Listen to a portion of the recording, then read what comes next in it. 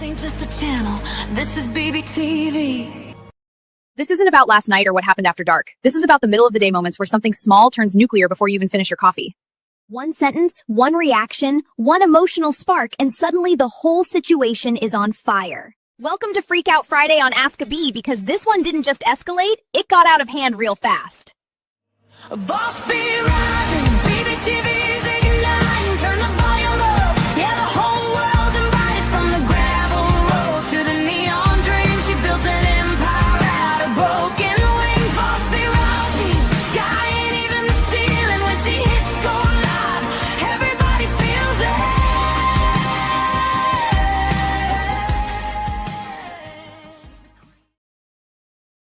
All right, everybody, welcome in. Welcome back. It's Ask a Bee, and it's Freak Out Friday.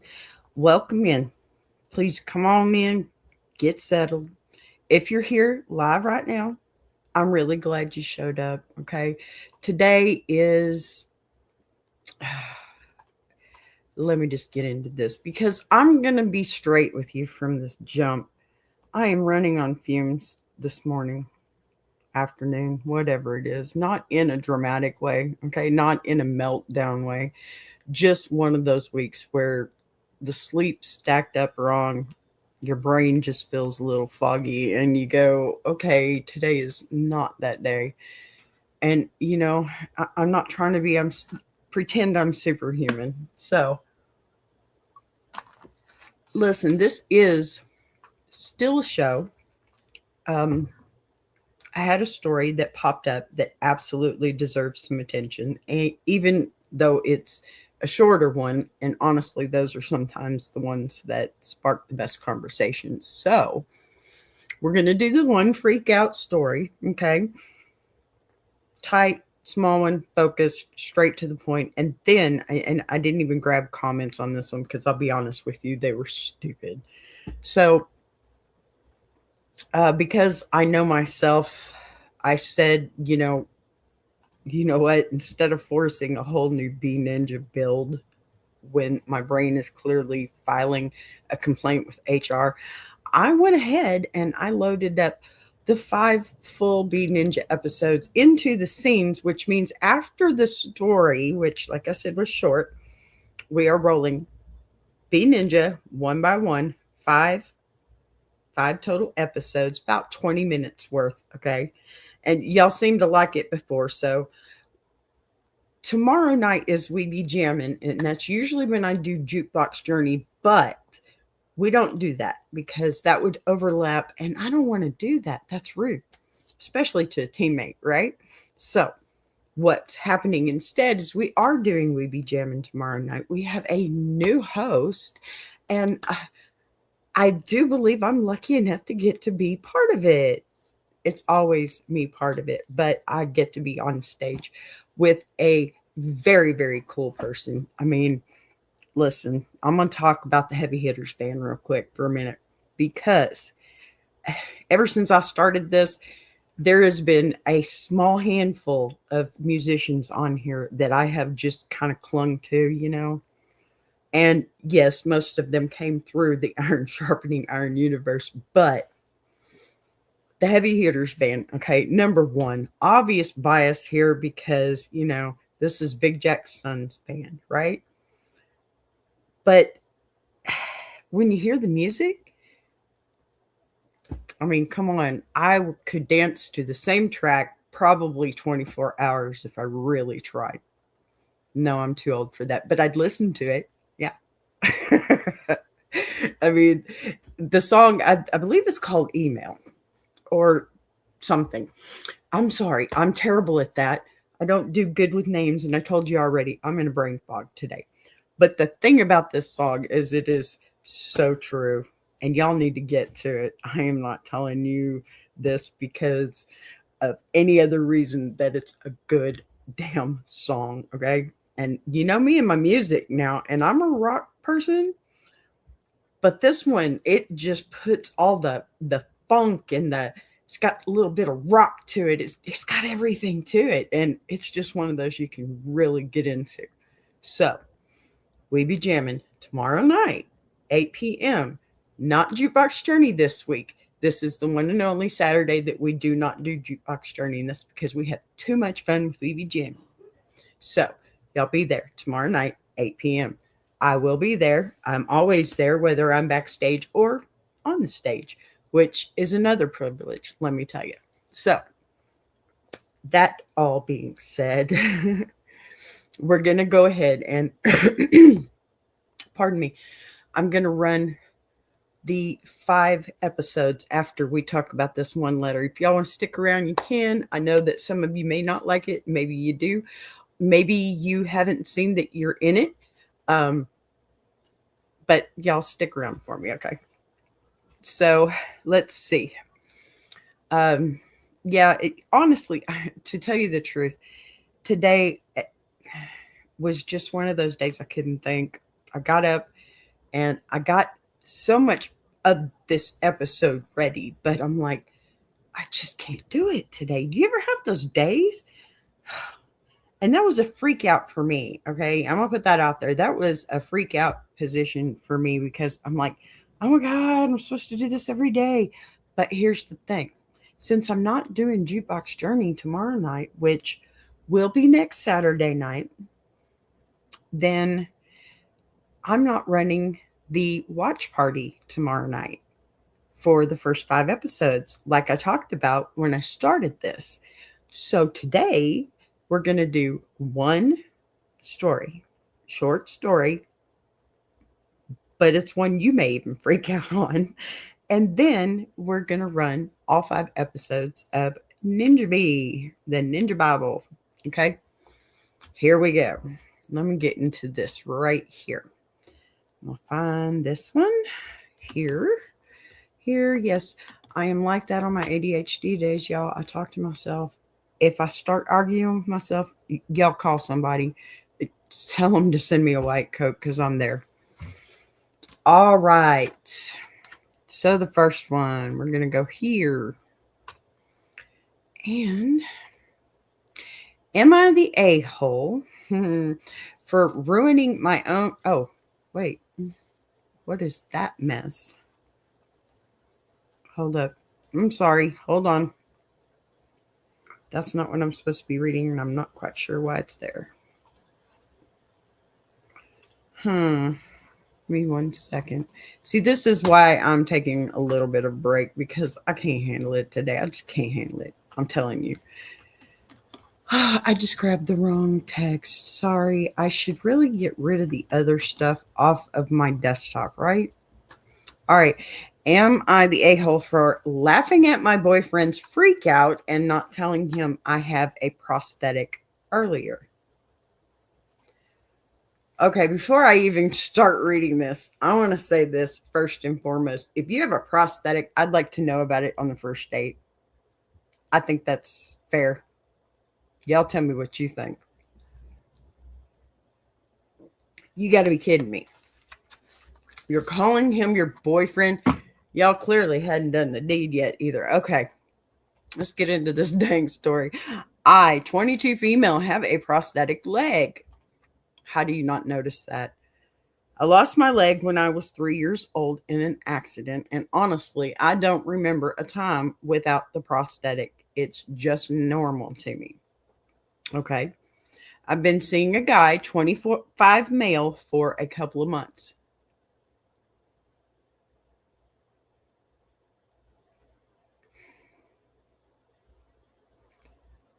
First off, I'm not trying to answer all this right now, but I got 2 problems, or I got lots of problems with this one. First and foremost, we are in our early 20s and it's been a couple of months. You're calling him your boyfriend and he doesn't know you have a prosthetic leg.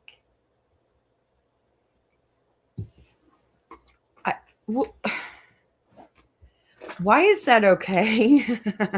Why is that okay enough to call? Okay, never mind. We're getting back into it. But the subject of my leg hadn't come up yet. Really sorry. I turned up the volume on my TV trying to get my stupid dog to leave me alone and get up on the bed. and it backfired. Okay, a few days ago, I was having dinner at his place as he cooked for me. Very nice. When he was setting up out the food, he bumped into the table and the vase went flying off and smashed against my prosthetic leg. Okay. He freaked the fork out in a blind panic, wanting me to to roll up my trouser leg in case I was hurt, asking me over and over again if I was okay. Sorry, stop. No. I can't kick them out. They make more noise.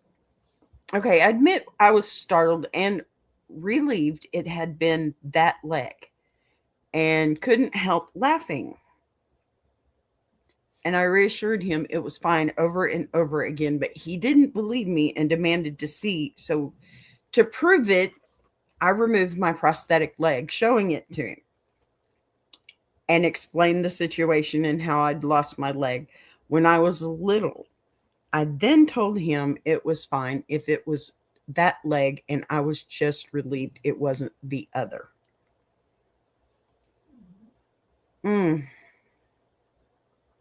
Yeah, I missed that second part. Sorry. That's the one. Okay, look, I'm not putting blame on anyone here because nothing in that moment sounds malicious or deceptive. It sounds like a body reacting to shock and relief at the same time, okay? And people underestimate how often laughter comes out when adrenaline dumps, even if the situation is scary. So I don't read that as you mocking him at all, really, I guess. And I also don't think 2 months into dating creates some automatic obligation to disclose every medical detail about your body before it ever comes up naturally. But I mean, okay, it's deeply personal and everything, but it's been a couple months, right? I mean, he should know by now. He should know by now. He should have known before a couple of weeks. That's, I wonder how they met. You know what? I wonder how they met. Were they online? I mean, because something's up here that they haven't talked to each other. The boyfriend in just a couple of months. To me, sounds kind of ludicrous, but whatever. So, yeah. Let's see here. What's going? All right. Now then. Can't seem to get this thing to go faster. Sorry, y'all. I don't know what's going on with everything today. Okay, so he got upset with me for I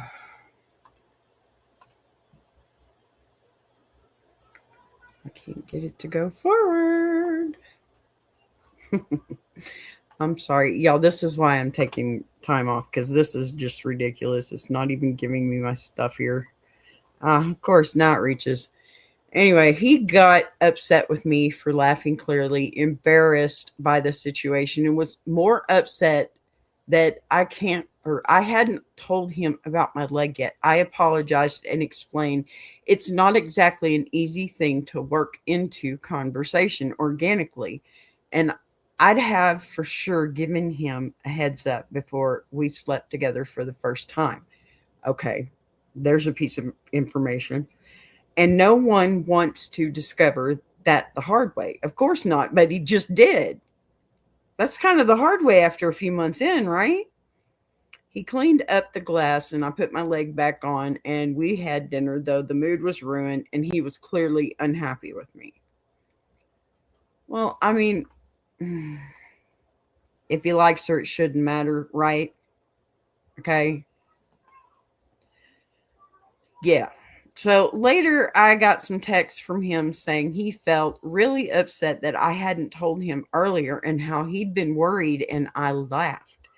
Okay, maybe that's what he's most upset about because, yeah, I would be upset if somebody laughed at me about that. Said he has said he needs time to think about some things. My laughter wasn't at him or the shock of the situation, and I tried to explain that, but he has asked me to give him some space. I had been planning to tell him, but it's not like you can say, oh, hey, by the way, I only have one leg. That cool? Actually, you can. So naturally, in a conversation, I mean, was I the a-hole here? I'm not going to say you're an a-hole. I don't think he's an a-hole either. I think it's a shock to the system for both of you that's in that situation because neither one of you handled it well. That's just my opinion, but that's how I see it. I mean, come on. It sounds like you should have told him, okay? You should have told him. That's kind of unreal. You should have told him. But that much space, that's really a bad signal. He should be like, hey, let's talk about it. Okay? And that's the way I see it. It's a tilt for both. I really think that had he known, it wouldn't have been such a big situation. Of course, had he known, he wouldn't need space, right? I don't think either one of them are the a-hole here. I just think she shouldn't normalize things that are normal for her, for everybody else when it comes to things like this. You get my drift? Put it in the comments. Y'all let me know. All right, listen. I don't have much else for that. There was no real comments that sounded very good, but she did try to smooth it over. She clarified that she wasn't laughing at him, and she laid out a completely reasonable boundary about not dropping deeply personal medical information into casual early dating conversation. My question is who waits that long for anything in a relationship, even if it's just, I mean, I guess maybe Gen X was a little faster than that. I don't know. Y'all tell me. Because I'm not going to say I was easy bitch, but, I don't know. All three of my children are under wedlock, so don't even go there. But my point is, a couple of months dating, okay. If that's all there is there, okay. Anyway, we're going to keep moving right along. I thought that one needed a little bit of attention because, I mean, come on. You should tell the boy. He don't know. He just don't know. Why you do that to him? That's kind of crazy to me if you ask me. I think it's like, a double standard there, and I think they both need some space, and he needs to not be offended that she has a prosthetic, but offended that she had not told him yet. That's where I'm standing here. Plain and simple. Because, yeah.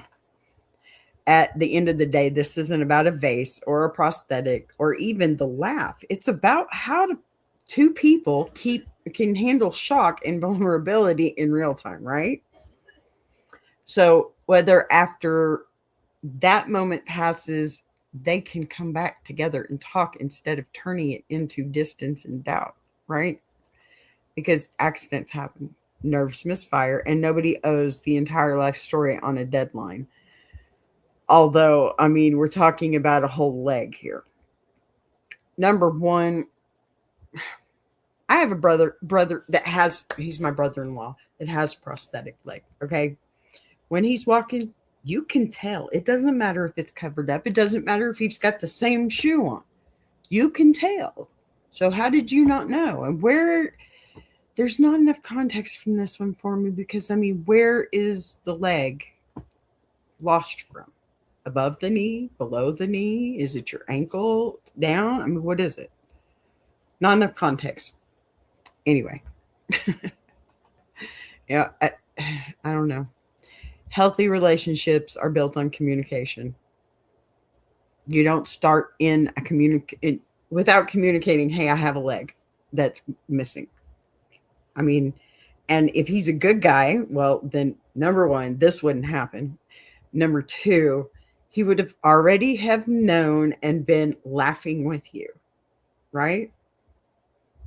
I mean, that's me. Communicate. There was a lot of adrenaline and confusion in that moment.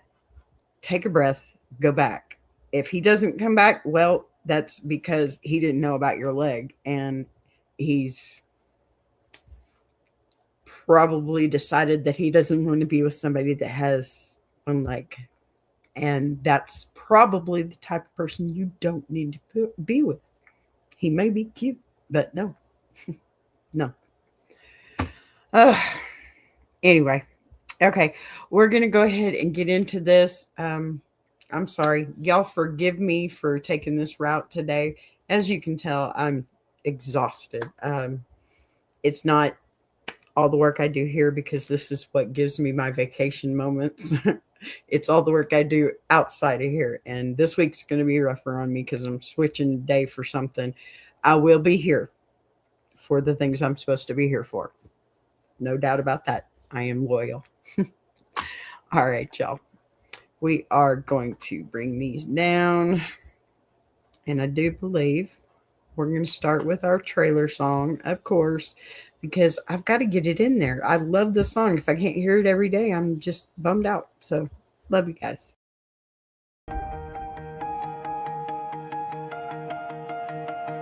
She came from the quiet storms, built a fire from the ground, turned a whisper to a warning. Now her voice shakes the town.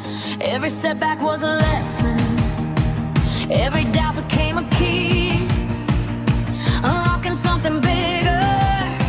That's the rise of Boss B. When the lights go low, her vision hits high. She built a whole damn network off a promise and a try. Every sunrise, every moment, she's stacking legacy. This ain't just a channel, this is BBTV. Boss B rising, BBTV's igniting. Turn the volume up, yeah, the whole world's invited. From the gravel road to the neon dream, she built an empire out of broken wings. Boss B rising, sky ain't even the ceiling. When she hits go live, everybody feels it.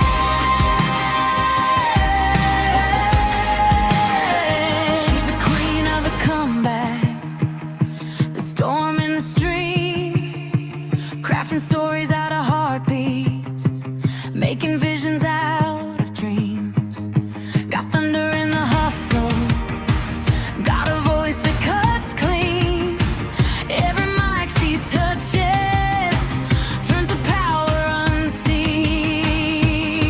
So let brothers spin the numbers, let the views rise slow or fast. Boss B doesn't measure wins by echoes of the past. This moment is a pivot, this season's history. Bow down to the founder of the BBTV dynasty. Boss B rising, BBTV's igniting. Turn the volume up, yeah, the whole world's invited. From the gravel roads to the neon dream, she built an empire out of broken wings. Boss B rising, sky ain't even the ceiling. When she hits go live, everybody feels it.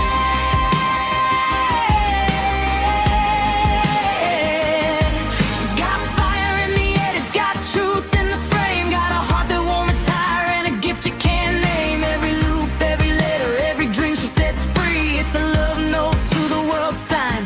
Boss B. And the world keeps watching as the numbers climb, but she's counting all the moments, not the dollar signs. From the late night grind to the daylight scene, she's building something bigger than the algorithm's dream. Boss B rising, BBTV shining, her story's rewriting, a legacy in real time. Boss B rising, BBTV's igniting. Turn the volume up, yeah, the whole world's invited. From the gravel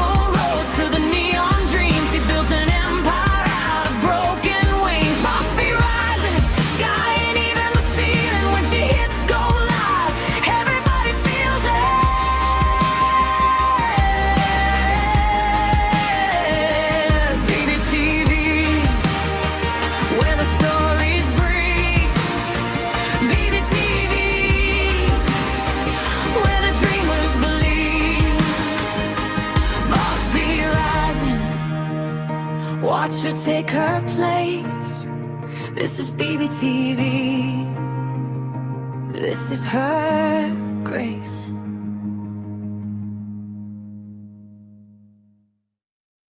Join Boss B for Ask a Bee Monday through Friday, 12 noon Central Standard Time and Jukebox Journey every Saturday, 8 p.m. Central Standard Time.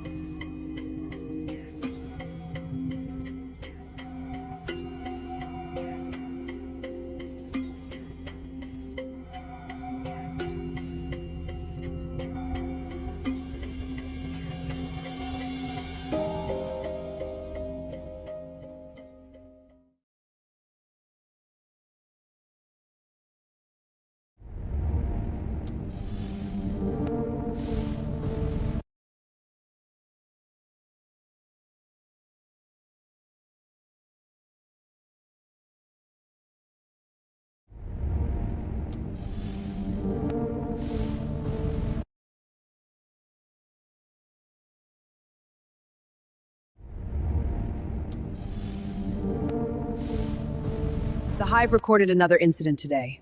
No contracts broken, no money exchanged, no lovers in conflict, just a boot and a flower, a trail under open sky, sunlight cutting through trees, a moment that should have.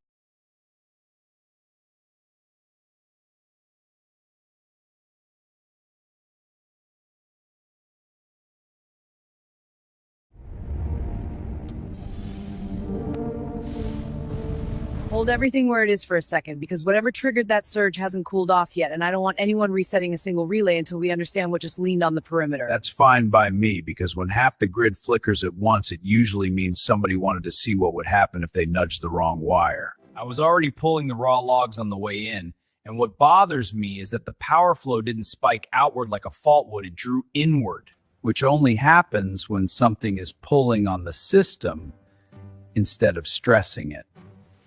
So you're saying this wasn't an accident and it wasn't noise, it was a hand testing weight before trying a handle.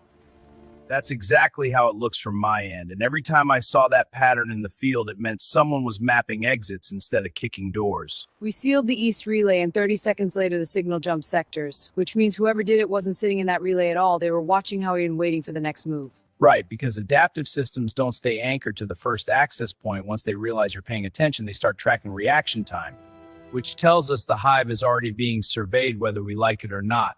So constantly reshuffling defenses just gives them better blueprints. So your advice is that I stop playing whack-a-mole and let one section look softer than the rest long enough to see where the pressure really comes from. Exactly, because controlled vulnerability forces the other side to move closer, and nothing moves closer without leaving a trail you can follow. That's old surveillance work. Let your target think they're winning while you take notes on how they're doing it. I don't enjoy pretending to lose, but I enjoy being blind even less. I'll keep the filters off and run pattern matching by hand so we don't accidentally smooth out the fingerprints we're trying to capture. And I'll mirror the grid from the outside and stage drones where nobody's been looking yet, because that's usually where the next touch shows up. Good, because whatever brushed this Hive did it quietly, and quiet systems are the ones that come back prepared. That's usually when things stop being theoretical. Which is why we should be ready before the next tap turns into something heavier. Then let's make sure the next move tells us exactly who thinks they're clever enough to test my Hive. Let me add something to that before we commit. Because when you already know who's standing in the hallway, and right now all we've got is a footprint pattern without a body. I hear you. Fair point. So tell me what your instincts say instead of your spreadsheets. My instincts say whoever touched this grid was trained or built for it. Patience over panic. Exactly, and that makes them dangerous. And my spreadsheet said the same thing. Because the timing off. Say whoever touched this grid was trained or built for it. Patience over.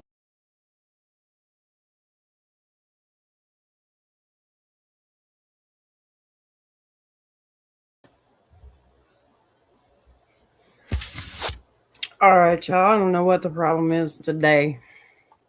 I do not know. Jet ski. Okay, maybe a jet ski. Listen, this has been a day for me and it's not working. So, yeah, I'm going to go ahead and get on out of here. Y'all, thank you for being here. I really appreciate you. I'm sorry that they didn't go off like they were supposed to. No clue what happened there, but I will get that fixed. We'll have our little watch party this week. Thanks again for being in here and listening to the story and being as wonderful as you are. I really appreciate you.